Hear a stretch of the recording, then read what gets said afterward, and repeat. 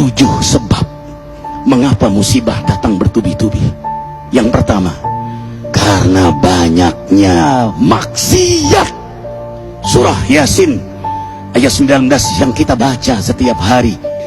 Kemalangan terjadi, musibah terjadi, malapetaka terjadi karena dosa keterlaluan kalian kepada Allah.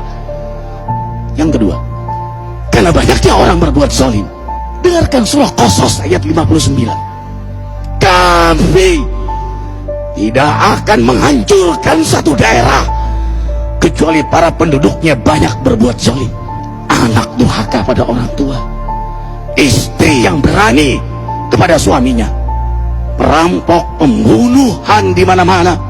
Ini mengundang bala bencana.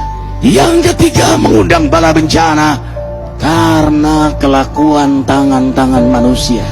Rum 41. Telah tampak kerusakan di daratan dan lautan karena tangan-tangan jahil manusia, agar mereka merasakan akibat perbuatan mereka.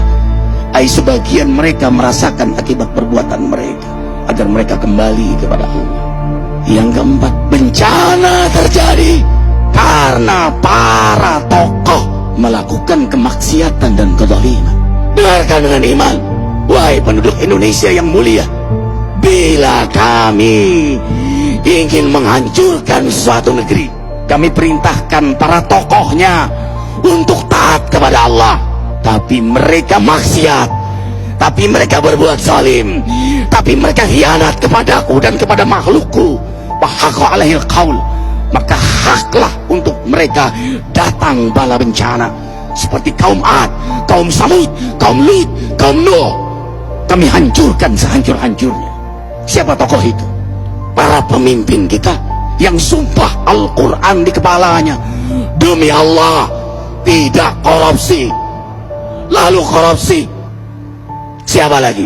Hartawan, orang-orang kaya yang dengan harta berpoya-poya, sombong, maksiat dengan kekayaannya di tengah orang yang banyak menderita. Siapa lagi? Ulama yang menjual ayat-ayat Allah dengan murah. Subhanallah. Yang kelima, mengapa bala bencana terjadi? Karena orang-orang soleh, orang-orang baik diam melihat kemaksiatan dan kemungkaran. Surah Al-Anfal ayat 25. Takutlah kalian dengan musibah yang tidak hanya menimpa orang yang maksiat, orang yang berbuat zalim, tapi juga kalian orang-orang soleh. Maka masa bodoh dengan kemaksiatan bukanlah sikap seorang mukmin.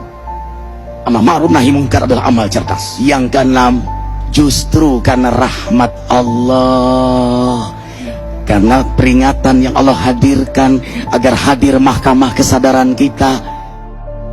Ikhwah, dengarkan dengan iman surah Al-Baqarah ayat 155, 156, 157. Kami pasti uji kalian dengan sesuatu yang buat kalian takut lapar, takut miskin, takut kematian. Tapi kabarkan berita gembira bagi hamba Allah yang sabar dari semua ujiannya, yang mereka berkata, sesungguhnya kami milik Allah dan sesungguhnya kami akan kembali kepada Allah.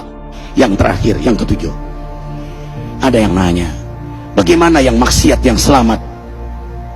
Tenang-tenang saja. Yang berbuat zalim malah sukses. Di mana keadilannya? Allah Maha Adil. Dengarkan surah Hud ayat 15-16. Barang siapa mencari kesenangan dunia, lalu dia menghalalkan semua cara, apa kata Allah?